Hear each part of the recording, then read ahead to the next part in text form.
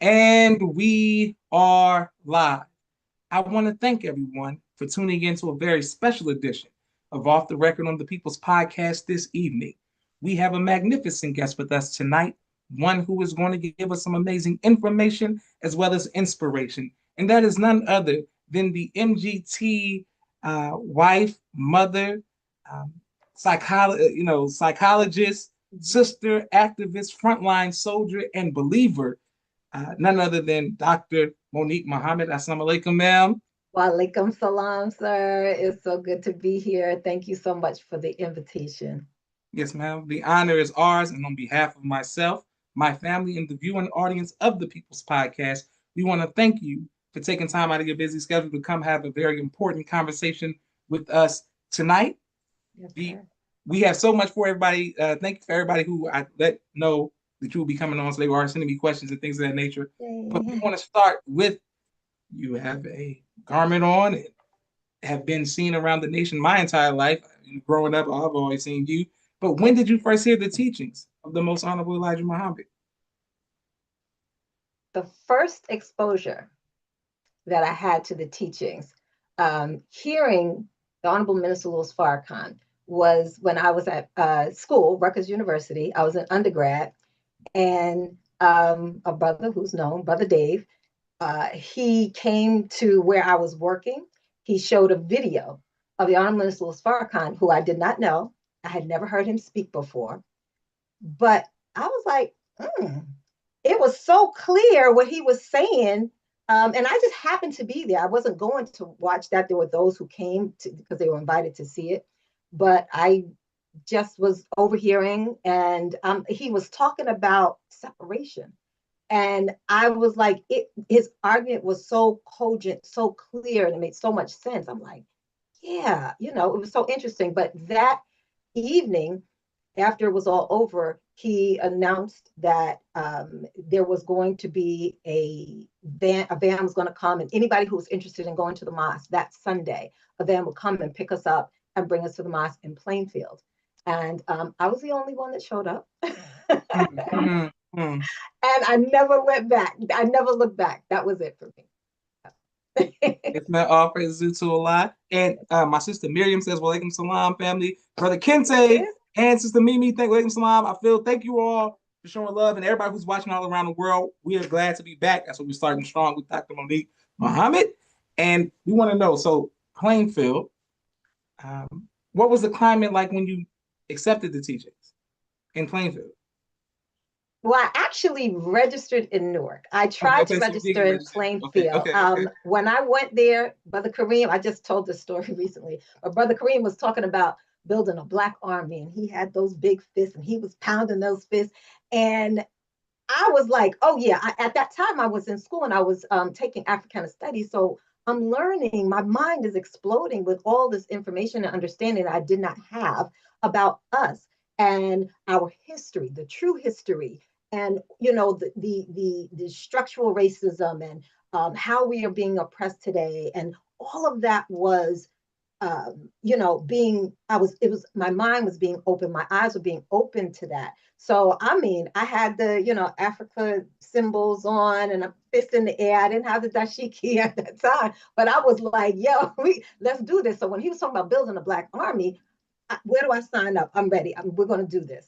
And I thought we was going to go out there and we was going to brawl. I didn't understand what he meant by Black Army at that time. I thought we were going to handle business. And I was there for all of that.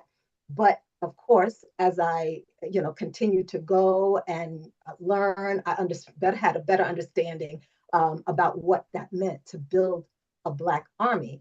And so at that time, Plainfield was in transition. So I wrote my letter, and I never heard anything back. Plainfield was in transition. I would, you know, I'm not going to go into all those details, but there was some transition that was happening at that time. So I was unable to I didn't hear anything back from my letter. I didn't really connect. Sometimes class wouldn't happen. And so I was like, okay, when I finish, when I graduate, I'll just go to Newark, because I had been to Newark at one point. I saw Newark was popping. And so where I was in school was near Plainfield, but where I lived at home in Staten Island was closer to Newark. So I said, when I graduate, I'll just hop over, go to Newark. And as soon as I graduate, that's what I did. Okay, okay. Praise be to Allah. Yes, ma'am. And people are showing love. Hey, everybody, thank you, everybody who's watching all around the world. Brother Hamza, walaikum salam to you and your family. Shout out to Sister Glorious. Walaikum salam, Sister Naima Muhammad. Walaikum salam, Brother Audio and the Sword. Shout out from Mosque number 6. Thanks for the information and inspiration. We truly appreciate you, sir, and everybody who's watching all around the world. Our next question for you, ma'am, is how did your family and friends feel about you accepting the teaching? Friends, no problem. Family didn't quite understand, I think. My mom was, he's a hater. He doesn't like white people. She didn't understand that. So she didn't approve. She didn't even like for me to play the tapes. At that time we had tapes. For all y'all who don't know what tapes are, that's part 2. We'll explain that. Okay. Okay. We had tapes back then. And she didn't like me to play the tapes in the house. I would play with my earphones on and whatnot. But after a while, it wasn't my mom who said it to me, but a friend of hers told me that my mother told her that she saw a positive difference in me since I joined the nation. Mm.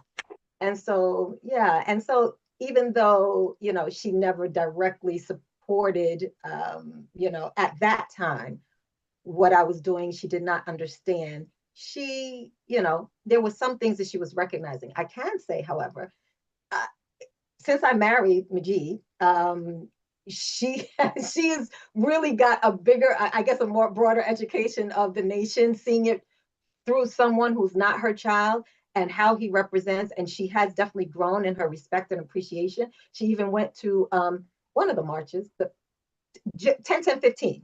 She went to 10-10-15.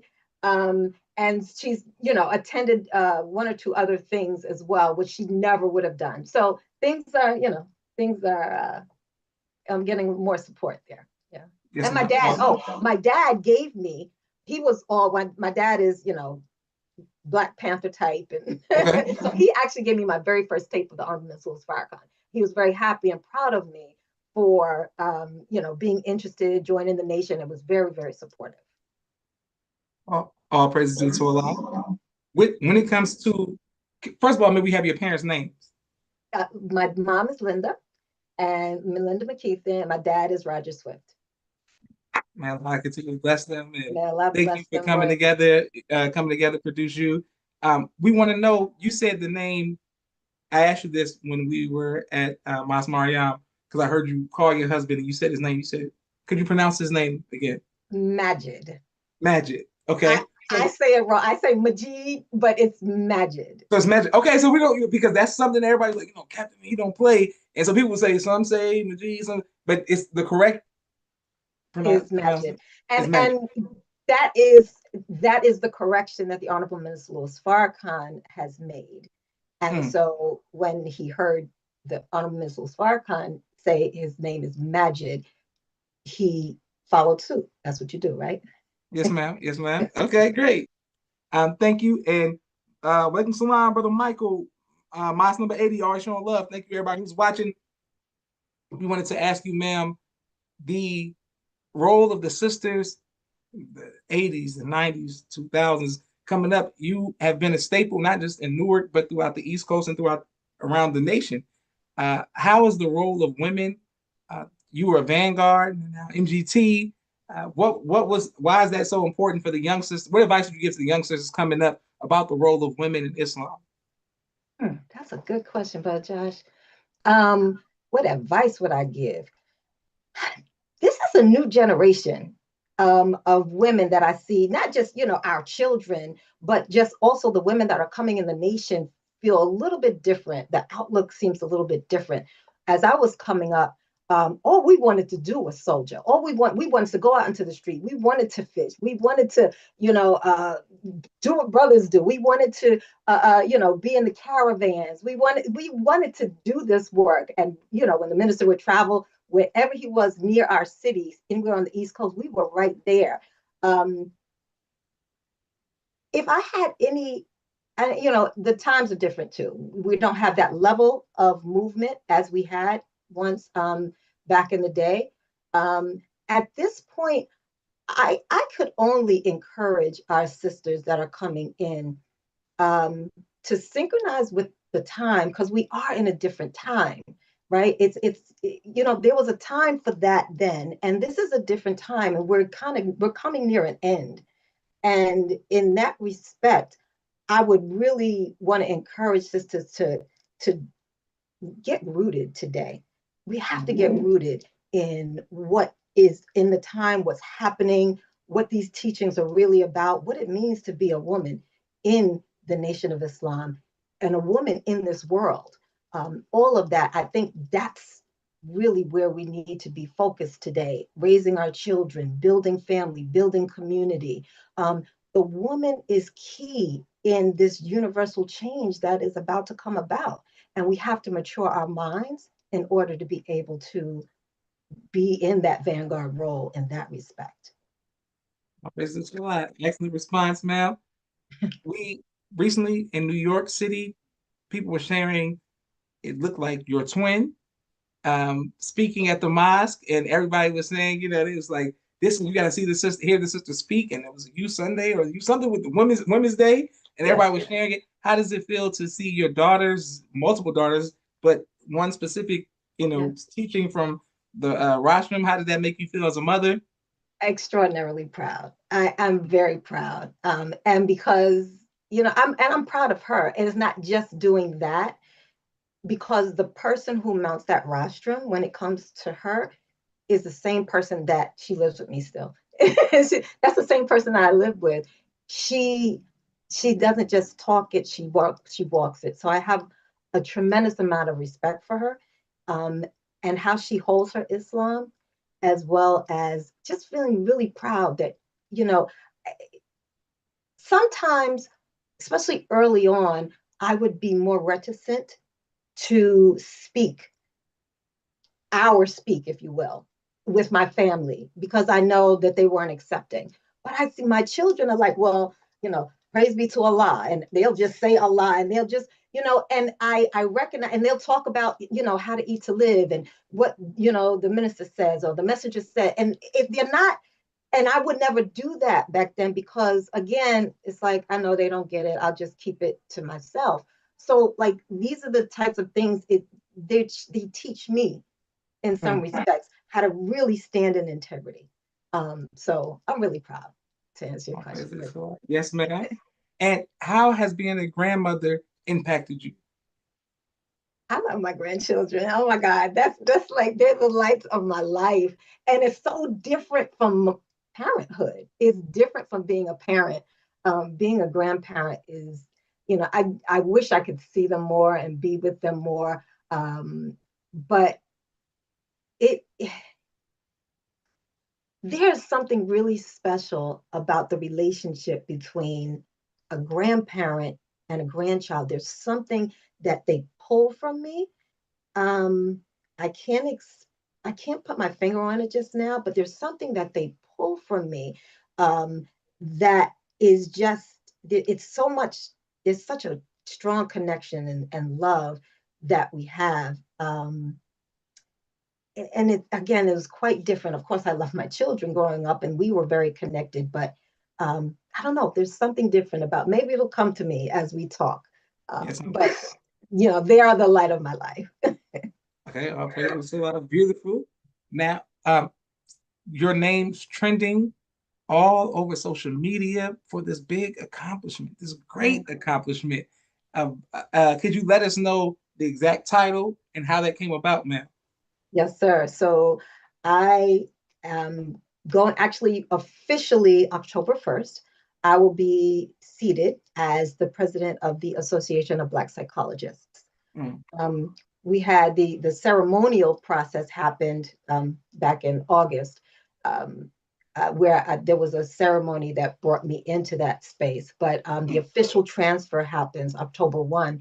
And how did that happen? It's interesting, because it wasn't a pursuit. It wasn't a personal pursuit of mine to be president.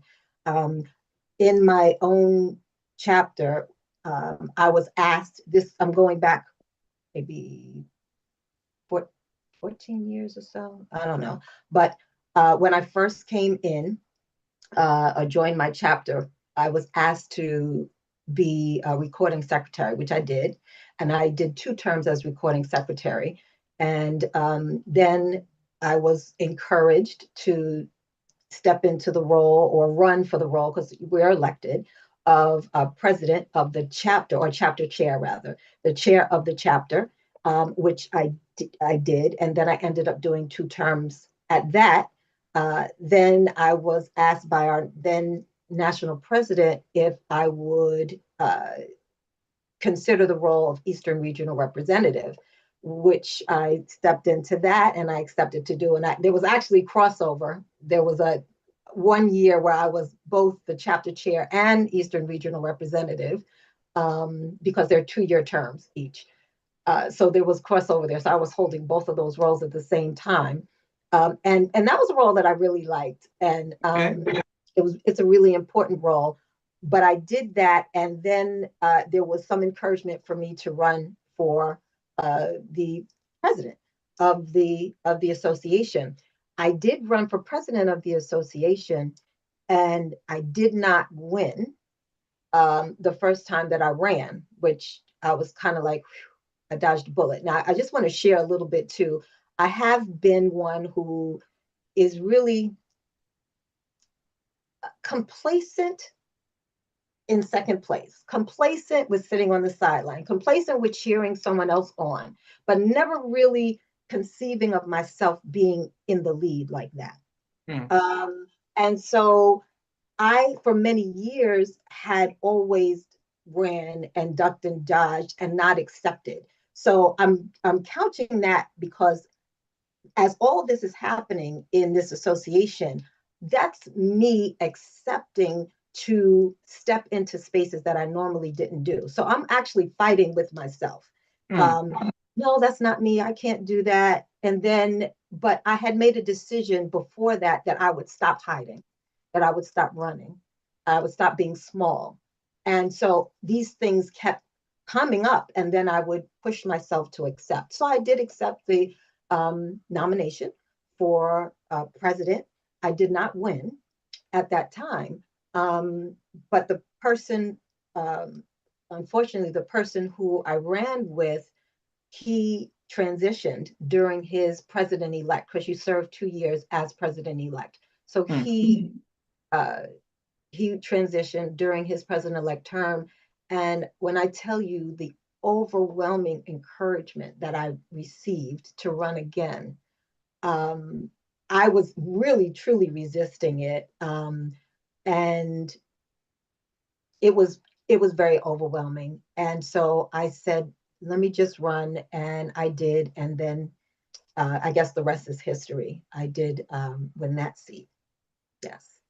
Beautiful. All praises to Allah. And we are sending nothing but prayers and positive energy and encouragement to you and your family, and saluting you and all of that good stuff. But we want to know, you said something I wrote down: stop being small or playing small. You know, many of us battle, as you said, with ourselves. What advice would you give to us to stop playing small? Yeah. When you recognize that all of us have gifts and talents that are not for us, they're what Allah gave us for others, for this world, for His will, for His design, right? For His will. And when we recognize that when we hold back, we are denying God, and we're not in accord with His will. When you look at it from that vantage point, it's like, there's a saying, "Would a man rob God?" Like, what am I doing here? And that is something that I began to really work with and struggle with. And I know, just like anybody else, mine aren't any more special, or, but just like anyone else, I have gifts and talents. And who am I to say, no, God, I'm going to take this light that you gave me, I'm going to put it under a bushel barrel, I'm going to bury it. Who am I to say that? No, I want to be the servant that's blessed. And I took the 5 and I made 10. and then he gave me more, right? That's the way I Mm. want to be. And so I have to step out of my own fears, my own doubts, and accept where Allah is bringing me in my life. Beautiful. Yes, ma'am. Excellent. Excellent. Uh, okay, great. And so many people, I'm coming to all of the comments that people are writing down. You being someone modest, uh, uh, overtly representing religion, Islam, but moving in a world where there's different races, different religions.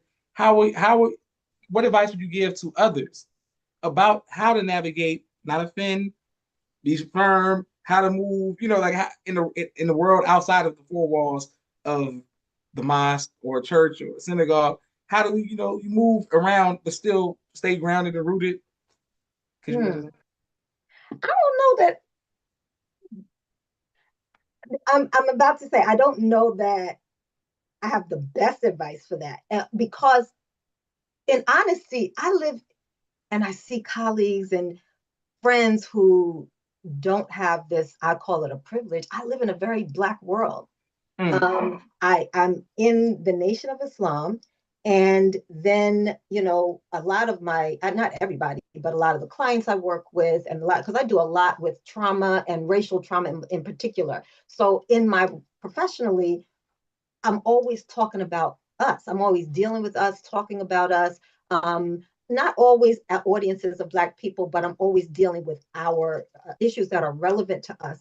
And then professionally, also, I'm in the Association of Black Psychologists. So there's this like synchronicity across mm, the realms that I exist in. There's no conflict. Whereas many people, I'm in the mosque, I have this a certain mindset and way of seeing things, but then I go into a very white world in corporate America, and I have to, I don't know, code switch, and exactly. I don't have that to a strong degree. Now, I try to speak properly, quote unquote, right, when I'm with my colleagues and whatnot. Um, but we know who we are. So yeah, I don't have that experience, and I'm so thankful that there's so much harmony and synchronicity across all realms of my life, in my home, in my profession, and in my mosque space. And there was a time that it was like work here and mosque here. And then it's when I joined ABPSI, the Association of Black Psychologists, when I joined, slowly but surely, I began to see those worlds merge. And whereas I used to do a lot of volunteer work, going out into the community in the nation, I began to do professional volunteer work and then get paid for doing the work that I've been doing all along. But I guess let me to your question about um, I'm thinking back further because it's been quite a number of years that I've been living like this. But thinking back further, when there was that separation, the best advice that I would say is stay grounded, have a space that's yours, where you can be yourself, where you are seen for who you are and you recognize who you are. Never forget that where you stand. And so that would be the I guess advice that I would give someone that has to kind of split themselves between two worlds. Um, so I'll leave it there. Okay, wonderful. Yes, ma'am. And thank you all. I mean, thank you for your transparency and honesty. You spoke about racial trauma. May you elaborate? Racial Racial trauma? trauma. Yes, ma'am. Yes, sir. May you elaborate? What does that mean, and how do we deal with that or heal from that? Yes, sir. So when we're talking about racial trauma, essentially we're talking about the experience of trauma that is that the consequence or result of um, racial, whether it's a racial affront that happens directly from person to person or from the structural racism that we exist in this world, right? So there's this constant assault of us being told that we're not good enough, that we're less than, that we can't, or there's a glass ceiling, you can't go any further, right? And so there's that initial assault that we experience, but the worst part of it is that we tend to internalize that.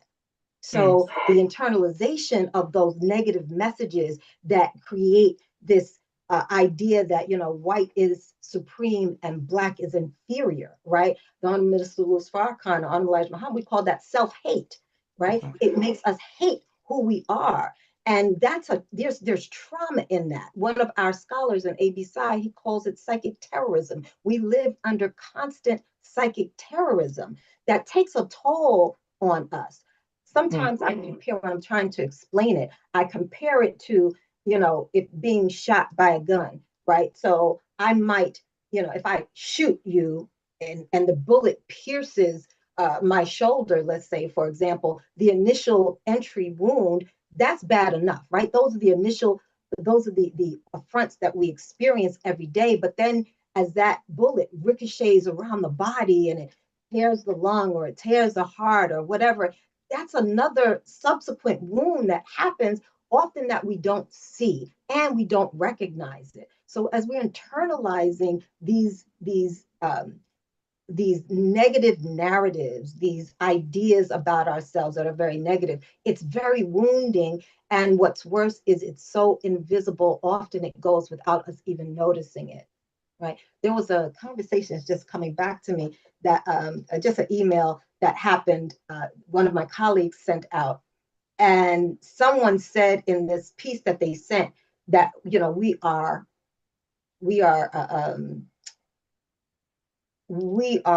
what's it like discriminated against because of our race. I think it was discriminated was the word, but anyway, we're discriminated again because of our race. And she shot back how we're not discriminated, and it makes a difference. We're not discriminated against because of our race. We're discriminated against because white people are racist, right? There's a difference, right? So we're discriminated because of our race. It suggests that there's something wrong with us. And because that is the case, this is why we get the treatment that we get. But that's not the case. We get the treatment that we get because we lived under a depraved, racist society, governmental structure, and people are racist and they take that out on us. But it's not because of who and what we are. And there's a clear difference there in terms of that language. Yes, ma'am. Well, thank you for getting the language straight. Okay, you cleared it up. Okay, yes, ma'am. Praise be to Allah. And I'm coming to all you all's comments. We have a brief 60-second commercial break for all of the sponsors of the People's Podcast. We are grateful for every like, share, and subscription. Thank you to every super chat, every anonymous cash app. 1 second. And people who just continue to show love all around the world. It means a lot to us. 1 second.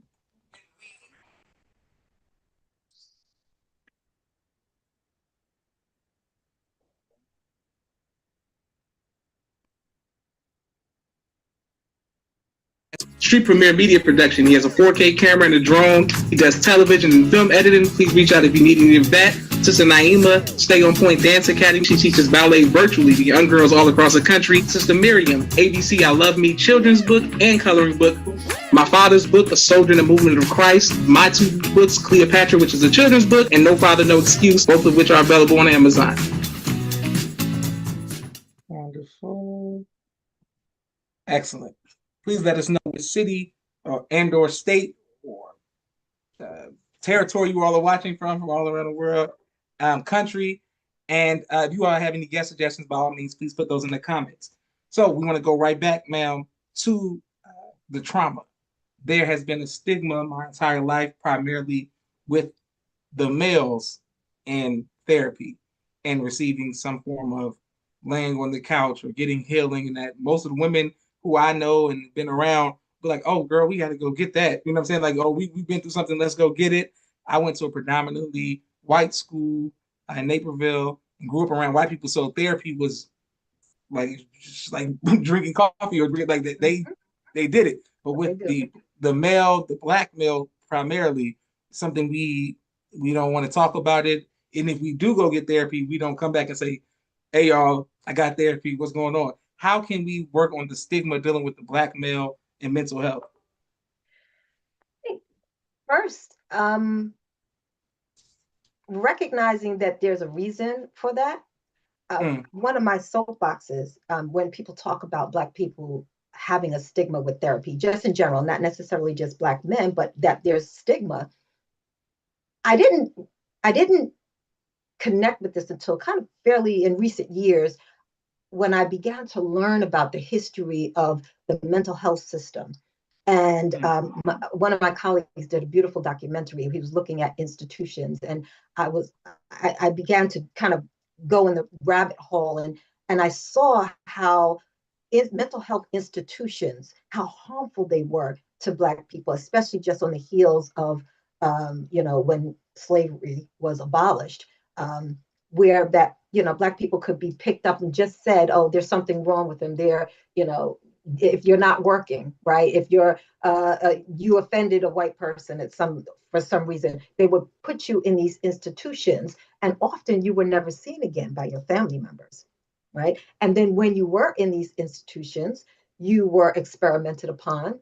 They would do brain experiments, taking out different parts of your brain. I also learned that the Black people who were in the institutions would have to serve or be slaves for the white institutions, right? So you had to go and serve the patients in the white institutions. And also, I learned that the crops was a big money maker for these institutions. So they would snatch you up off the street, put you in the institution, and you were basically just working the field making money for that institution, right? And so you have all of this harm that was happening. What's going on the outside in our families? Would be stay away from that. That's not for us, right? So as a reaction to understanding something that was harmful, we understood and passed on to our children, stay away. So understanding why stigma is there is really important. It wasn't for us, right? Or I'll go to my therapist and I'll say, yeah, I had a really rough day, and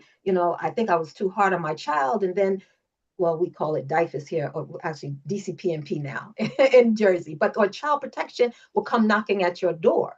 Or you say, I had a couple of drinks when I came home, and maybe you have a pink slip waiting for you at your job. Well, again, these experiences help us to understand that this is not something for us. So I'm saying that to validate that the stigma, what we call stigma, was really intelligence on our part to recognize that this service represented a system that was not really built for us. It's not for us.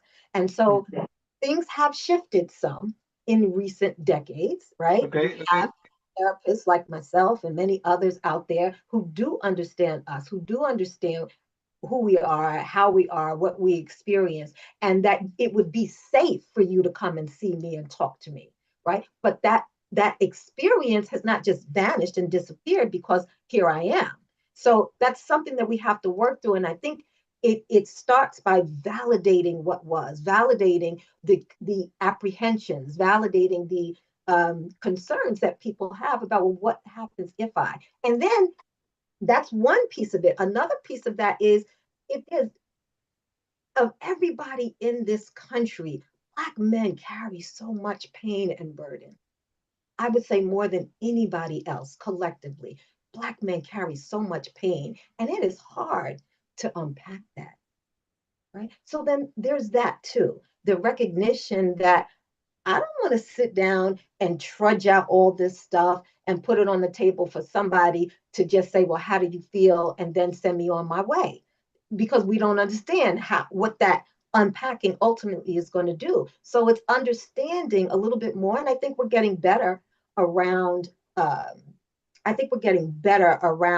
of like, I guess, having public information about therapy and the importance of therapy for Black people. Black women have definitely, we're in it. During COVID, I could not, there was so many calls that I was getting. I was unable to, Mm, to service everyone.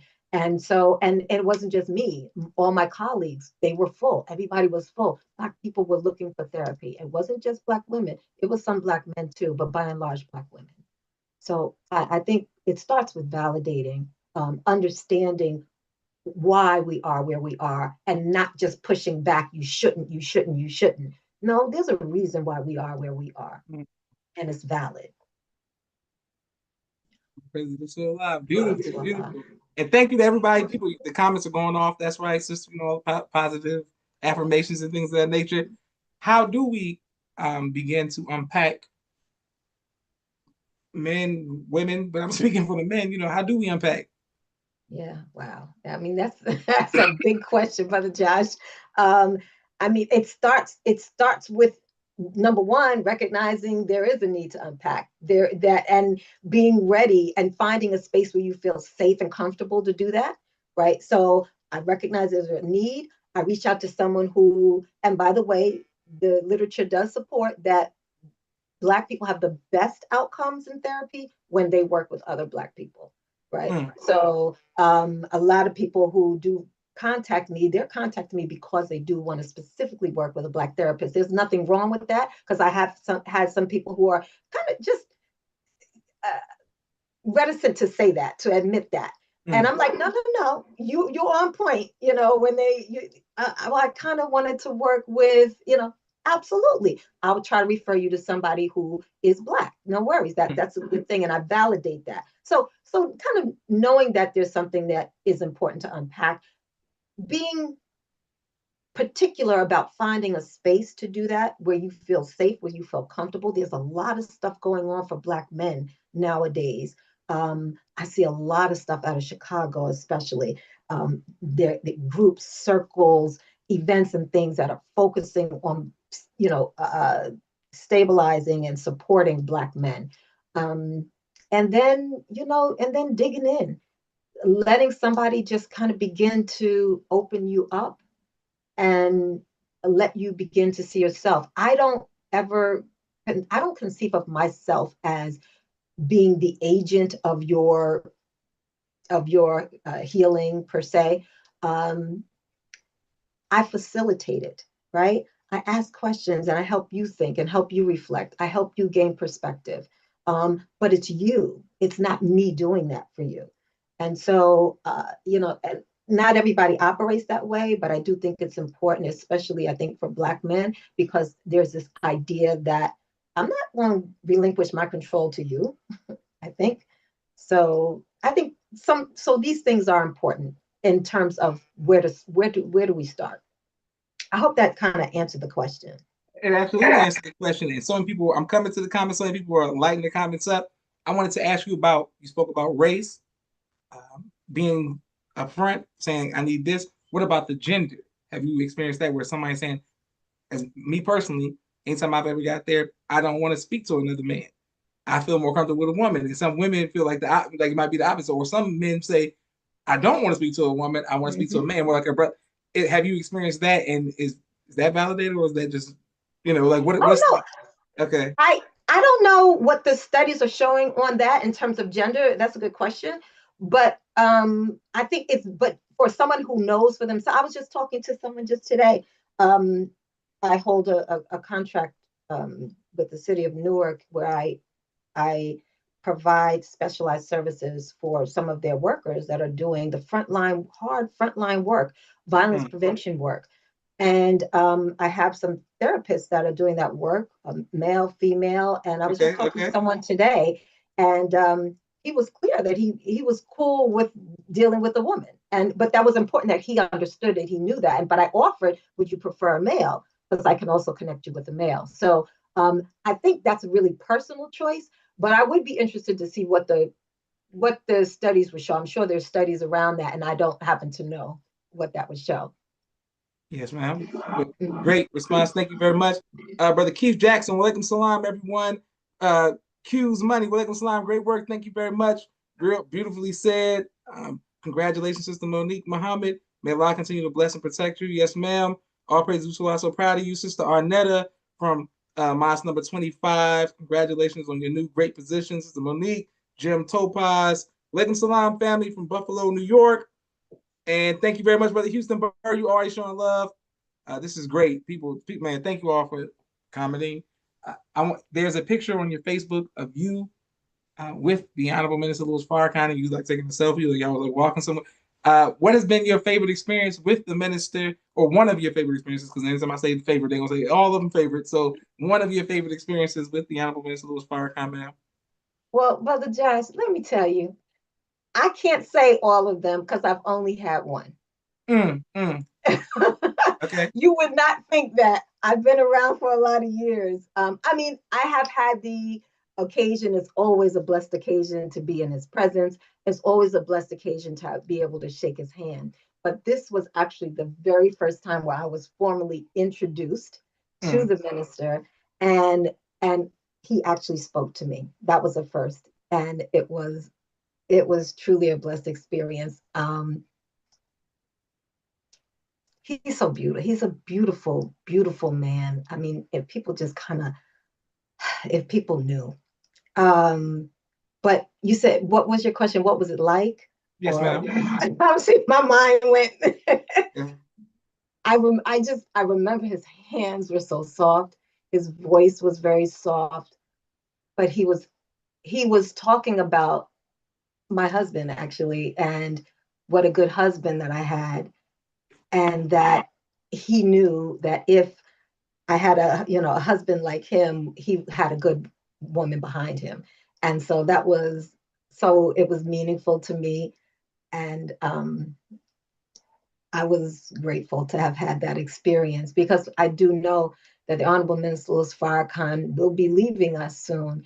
And I never thought I would have the opportunity that just happened within this last year. So I thought I was never going to see him, Mm. meet him. And I'm glad that I did have that opportunity to meet and see Praises for the last. him. Speaking, let's go right into it. You said earlier it's coming to an end, and then you just said one phase is coming to an end, and the Albert Schools Fire will be leaving us soon. Someone who's interviewed countless believers or people about prior to 75. These are primary sources who lived it, saw it, directly affected from their family members. Newark Powerhouse, Temple 25 to Mosque number 25. What advice would you give to younger believers about holding on to faith in the physical absence of the Honorable Minister Farrakhan?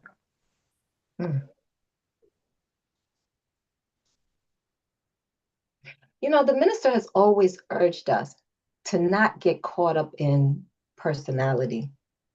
Um, and he's a big personality, but he's taught us so well to see even beyond him, to Mm, always focus on Master Father Muhammad first and the Honorable Elijah Muhammad. He's never, he never, had us to stop at him. Um, and so I feel like he's given us everything that he could possibly give us in order to fill the gap between his leaving and his return. mm, Um, and so, to any new believers, I would want to encourage them to, you just got to be rooted in this and know, when you, I remember years ago, we were in the, this is when we used to have Savior's Days in the Armory. I remember him talking about a time where we would be tested about domestic life and so forth. And he said it's an open book test, dummies. mm, And that's where we are, right? He has walked us through, scriptures have walked us through. We know what's coming. And so it would be to our own detriment to not really sit and and open up to the truth of what we've been given. So it's an open book test. We have an open book test coming before us, and it would only be our own fault if we don't pass this test. And it's not just about understanding the teachings and knowing, speaking the supreme wisdom and the scriptures. It's holistic, full circle. Like it's what we are eating, what we're doing, how we're living, how we're treating one another, right? We have to really pay attention to all of that and align ourselves with Allah. Um, Getting into the spirit, I recognize it. Well, it's something that I feel like I recognize that the minister um, in recent talks that I've heard him do seems to be talking a lot about spirit and love. And Mm-hmm. something in that for me that I think for us, but that I'm getting that we're into a space where we've got to now connect with the spirit of God and the spirit of one another, and rise beyond kind of the physicality of our everyday lives. I don't know if that. Makes perfect sense. You're teaching, and so many. We coming right to all of this kind of people saying bear witness. Putting these hearts and hand clapping emojis. This Kadir Muhammad puts 3 hearts saying That's she my loves baby. your daughter, granddaughter. I think that's my daughter. Okay, your I daughter. have Yes, a ma'am. Kadira. Okay, yes, ma'am. And I'm happy here for Sister Arnetta. I just had to say that because I haven't seen her in so long. I pray that she's well, and I'm glad that she chimed in. All praise to Allah. Shout out to your family. Shout out to sister, the other sister you just mentioned. Okay, Yeah. so let's stay there. Spirituality. Mother Tynetta, all these years in the final call, articles, lectures. Yet that's something there's a stigma attached to something even that going spiritual. People being like you're being soup scientist, you're going too deep. Yet we're at the point where the ministers have already been there, but other people have been saying, spirit is bigger than the body, is big. We got to look beyond this, try the spirit, whatever. What advice would you give on people, not just in the nation or Muslims, but in general, tapping into our spirituality? God, that's such a good question because that is kind of where I am right now. Okay. Really trying to tap into spirit. As president-elect of my organization, um, I had to set the theme for our conference that we just had in July, and the theme that I set was being returning to spirit, the essence of who we be. Okay. Okay. And I I established that theme because it feels timely for me. It feels timely that we're in this place right now that, you know, I don't think it's by accident that, women are coming forward in so many realms, Black women in particular. Even like with the election that happened, the recent election with Trump, and Black women were highlighted as being, bitter, and because, we were of, what was it, the 92% or whatever percent that, voted, but we're bitter because we didn't get the person that we wanted to have in the White House, and so we're just going to kind of sit by and sip our coffee and drink our tea and just watch everything go to pot. We're no longer going to be the burden bearers of this world, and so there was this. There, I'm going here for a reason. We're being highlighted and we're being watched. The feminine, the divine feminine energy is so critical in Yes, this ma'am. period of time. And we all, men and women, can have that divine energy. But of course, we know the woman holds that divine energy. And it's interesting that you mentioned Mother Tynetta, because Mother Tynetta, at the time you talk about being some scientist, I didn't quite understand Mother Tynetta when she was with us. It Yes, was just like, ma'am. ooh, over my head. But now, as I'm getting into understanding energy and vibrations and colors and sounds and how all of that interacts, and it's just like Mother Tynetta was talking about this all along. She was so ahead of her time, and I wish I had known and understood what she was saying then. But by Allah's grace, we do have some, of her recordings that I feel like I've listened to all of them. But there's we are at a time when we have to go beyond, um, the physicality of where we are. I'm reading Dr. Wesley's book right now. I never remember the names of books. I think it's a new one. It's kind of proof about the Black man being God. Have you seen that? Yes, ma'am. I forgot the full name, and it's quite interesting because I've been going down rabbit holes in quantum physics, And Okay.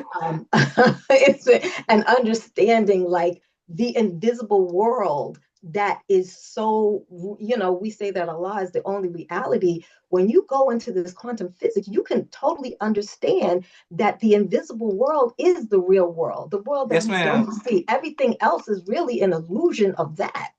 And so he's really bringing that forward so beautifully and showing and proving how the Black man is God and the essence from which God came. And if we begin to understand that, when we understand the spirit essence of God, we can begin to understand the spirit essence of ourselves.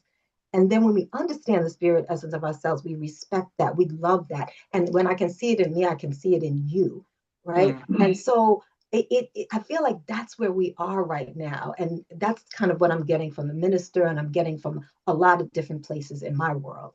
I don't even know what the question was, but I'm going off on a tangent. Yes, ma'am. No, no, we appreciate it. People are bearing witness. Quantum physics. Everybody's teaching. Sister, assalamu alaikum salam. Sister Naima. This says VG for life. For the will. Sister Mm, ASA. Um, Sister Ataya J says, Walaikum salam. You better go that's off, my baby. mommy. That's my Keep daughter. my That's mom my the baby. best mom in the world. She holding it down for real. She representing. Okay, all right, all that good stuff. Sister Shaniqua says, Assalamu alaikum. Sister Monique, That's she my loves girl. you. And then come on, sis. And everybody's, emojis and all that fire stuff. Okay, boom. I want to stay right here with the divine feminine.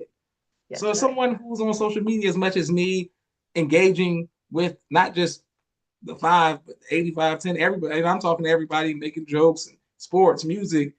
One of the things that I don't like to engage in, but it's on my timeline all the time, is gender wars. And when you said the divine feminine, then if you mention words masculinity and submission, and just normal stuff, that it seems like in other societies or other cultures, but with ours, what can we do to highlight that it's not a beef between the black god or the woman and the Right. divine feminine and the divine there's Yes. what can we do to better heal that Yes. part of the communication with one another. That's that's how can I say this maturely? That's a European perspective. Mm, That vying that we have with one another, male and female, that's not who we are organically. That's mm. not where we came from. We came from a people who understood complementarity between the sexes. Yes, We ma'am. understood that in order for a man to be, he needs a woman. In order for a woman to be, he needs a man. That's where the family comes from. That's the basic unit, right? We understood that. And then, so we didn't vie with one another. A lot of our societies were had a very there was a sacred space when it Mm, came to womanhood, when it came to women, and it was respected and understood. I don't have to fight with you in order to make me big. That's a mm, European mindset. European mindset is one that thrives off the idea of a no sum game, right? So if you win, that means I lose, mm. right? And so we understood it can be a and a both and. It doesn't have to be a either or. That's where we come from. And so if we can kind of shake off the ignorance of the slave master mentality, we'll be able to embrace the idea and understanding that I am you and you are me. We are like, it's like this. We cannot thrive without one another. Beautiful. Okay, you teaching it, and people putting all their hand emojis. That's right. Teach. Yes. Golf. Okay. Well, earlier we spoke of one of your daughters teaching and carrying a lecture. Is that something that you, now that you're not playing small, like you said earlier, that you would like to do as well? Like go the ministry side. Is that something that you want to tap into more? Absolutely not. Okay. Okay. I have felt motivated. I started actually trying to put together a little something as different inspirations come to me. A part of me says I should not go into the ministry per se, but there's some things that I feel like I can and probably should share. But I have zero desire to be in the ministry. I don't see myself in that capacity. And I don't think I'm playing small in saying that either. Okay, okay. A huge respect for that seat and that role. People who are speaking from that position to our people, that's heavy. And it's not, yeah. So I have a healthy respect for that, and I wouldn't. I don't know. I'm just sitting here questioning myself. Are you really playing small or not? But I know I truly have no desire to answer your question. Okay, yes, ma'am. All praises to Allah. Now, one of the things that everybody wants to know is with the Association of Black Psychologists, how do people, is it a virtual thing? Do we have to be in Newark? How do people sign up? People who are watching this, inshallah, they're going to say, you know what? I need some healing. I need somebody to talk to. What are the steps? Okay, good question. I do believe, I know we just changed our website, but we used to have, and I believe we still have a list of a referral list on the website of people who are members of the Association of Black Psychologists. And you can kind of go to your particular state and see who is a member of the association if you wanted to work with someone who's in the association. So yeah, go to our website is ABPSI, and that's ABPSI.org, abpsi.org. And again, you're making me wonder. I have to go and check it out. If we included that when we changed the website. I know we intend to, if it's not on there currently. Okay, yes, ma'am. Great. Wonderful. And more comments, more fire emojis and all that good stuff. But we wanted to know not just Dr. Naeem Akbar, premier Black psychologist, always talking Black theology. I've had the honor of interviewing him, and he watches, by the grace of a lot of people's podcasts. So now I have to get a playlist of him, you, and others so that people can just go YouTube people's podcasts and hear from Black psychologists and hear what you all have to say. But when I interviewed him, he spoke about the many books that he's written and the dissertations and his theories. Is that something that you would like to do now? We can look forward to a book by Dr. President Monique Muhammad one day. Yes, I'm going to claim that, Brother Josh. Okay. I'm going to claim that.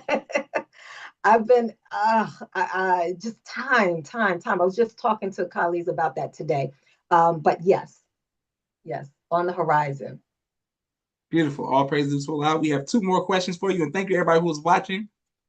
On a serious note, this is a question that we ask every guest. Yes. What is your favorite album of all time, ma'am? I don't do music well. Oh my God. Okay. So let's not ain't nothing but a pivot. Your favorite movie of all time, ma'am? Honestly, don't try to say like Roots or something pro-Black or something like this. Really, what you really put on if you like a go-to movie. Okay. Whitney Houston's album, the first album I really love, like just about everything on there. So I'm going to say Whitney. Okay, Whitney Houston. You can't go wrong with Whitney. But favorite movie? It has to be I'm Gonna Get You, Sucker. Okay. My parents enjoyed that and put it on for us. We were little. And Devil Wears Prada is a close second. Okay, Devil Wears Prada. Okay, that's good. You can't go wrong with that. And speaking of it being a close second, they're working on Devil Wears Prada 2 as we speak. So that the sequel is coming out. Yes, ma'am. I didn't know that. Okay. Yeah, absolutely. Absolutely, they're working on it, and shooting the film and all that good stuff. All right, and people are their witness. You're funny. And they said first Ataya J, Sister Ataya J says she already has her dissertation and has started her book, Linking Spirit to Psychology. Oh, so she promotes, she like, that's my mom, you know what I'm saying? She already. I did a recent article around being spirit. And so I think that's what she's talking about. And I was able to cite, Dr. Wesley did a nice piece where he was looking at African traditional religions, and I cited some of his work in there. And so I might do something with that, put it out somewhere. Okay. I haven't done anything with it just yet. Because I've been working with this idea of spirit, I told you. All praise to Allah. Well, on the People's Podcast, we've done thousands of interviews by the grace of Allah. And out of the 11,000 subscribers on YouTube, shout out to our Facebook family, our TikTok family, Twitter, and Facebook, and Instagram as well. But just on the 11,000 subscribers on YouTube, they know that the number like top 5 movies of all time that's always referenced is The Matrix. And for me, X-Men.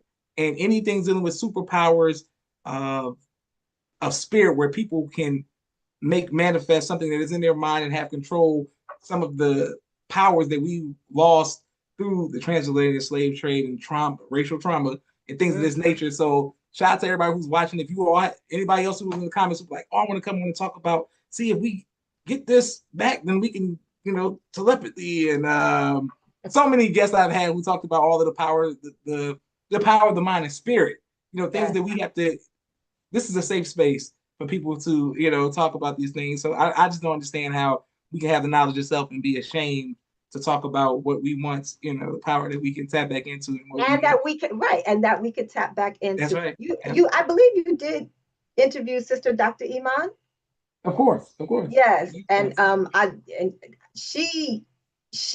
love how she is able to present that as a reality. It's not spooky. It's not, absolutely. That we have a spirit power in us that we can manifest. We've learned how to suppress it, or it's been kind of laying dormant in us, but it's still there. So I'm sorry. Absolutely. Shout out to her. And we did, if you search People's Podcast, Minister Jabril, so many people who were impacted by him. We talked about the mind and what he could do and how could he predict the exact date of a departure, the exact time that, we can do the same thing, so that's beautiful. And people in the comments saying, people just talking to each other at this point. They're saying Coach Sarah Liz and so many people in the comments, and Brother Demeric D, tuning into each other. Beautiful. And then your daughters are, of course, representing divine feminine. That's my mama. Nobody's better. Okay, shout out to you too. Shout out to your grandchildren as well. All right, our last question that we have for you, man. We got to put you on the hot seat real quick. Is we got to do a series. We got to get you to come back if that's possible. Can we, in the future? Okay, yes, ma'am. Can we set up a part 2? So we can come back and ask some more questions, because we have to get and it's all the questions that I usually ask the brothers. Million Man March, Stop the Killing, whatever, like the subjects of the ministers that he's addressed, Savior's Days and critical moments in time. We always have to get the divine feminine viewpoint as well. So we got to bring you back to here. How did you feel when the minister said this? How did you feel about that? But our last question we have for you is, you said you did not know if you would get to meet the Honorable Minister Louis Farrakhan, yet you have been in the nation some decades. So I know when I was a little child, I had to be 6 or 7. I vividly remember seeing you, Sister Shakana, Sister Captain Alnisa, all of the Newark sisters, and just as a child, y'all wearing fur coats and walking around and looking mean in Vanguard hats and stuff. So because the reason I'm bringing that up is there's some people who I would have never known you never met the minister like that, like having a one-on-one conversation, yet you was repping for all these years. So what advice would you give on this, where as someone who steadfast, strong, saluting, drilling, all that good stuff, Mosque number 25 holding it down without physically being so close to him, yet you had the light of Allah by the grace of God. Boom. What advice would you give to the others who might be like, man, I ain't never gonna get a chance, including myself, though I've been around the minister a long time. I still always wanted the Million Man March, and I didn't get that. I went to some other marches, but I didn't get I could stand behind him like my dad, or I didn't get certain things. You know what I'm saying? It was a trial, because it was a different time. So by the time I got on, it was like the minister's not speaking like that, and you know what I'm saying? So we had to make adjustments. So what advice would you give to people who looking at YouTube clips, listening to people's podcasts, watching them, being like, since we're not going to have that time period, how do we hold fast to him being, not here physically? I feel like that goes back to spirit again for me. Yeah, okay. I mean, the minister has given us his spirit, right? Yes, ma'am. It was beautiful to shake his beautiful, soft hands, to hear his voice directly to me, and not just to a crowd of 20 million people, right? Yes, ma'am. That Yes, was ma'am. that was special to me. That was precious to me. But I already have been filled with his spirit. Okay, okay. And even if I wanted to meet the minister, but even if I had never met the minister, I haven't lost anything. He's Hmm. given us all of him. Yes, And ma'am. and if I just open up and let it all in, there's nothing lost here. And so um feed on his spirit, feed on what he's given us. And so I would just want to encourage people in that way. Beautiful. All praises due to Allah, and people are bearing witness in the comments. The beauty in honoring who we truly are is to honor ourselves, the spirit of our ancestors who walk with guiding us back to wholeness. This is Coach Sarah Liz. She's breaking it down, talking about the ancestors. Yes. Thank you, Coach Sarah Liz, and all that good stuff. Sister Taya said our power is Sister Taya J says our power is in us through reverence of our ancestors. Oh, so everybody's talking about ancestors and power and the Ancestors. absolutely. Ashe. I know some things. Ashe. You know what I'm saying? Come Ashe. on, my Josh. Yeah, I know a little bit. All right. He said, I know a little bit. All right. But I want to thank you for taking time out Oh, of your busy schedule. Thank your family. We salute you all and honor you all. May Allah continue to bless you. We will speak offline, inshallah, about a part two. And thank you for representing the MGT, representing your bloodline, your mosque, your city, and Black psychologists. Just and thank you for doing what you do. May Allah bless you and your family continually. all praise to Allah. This is Joshua Leonard Muhammad signing off for the People's Podcast. Assalamu alaikum, ma'am. Walaikum salam. Thank you all for watching.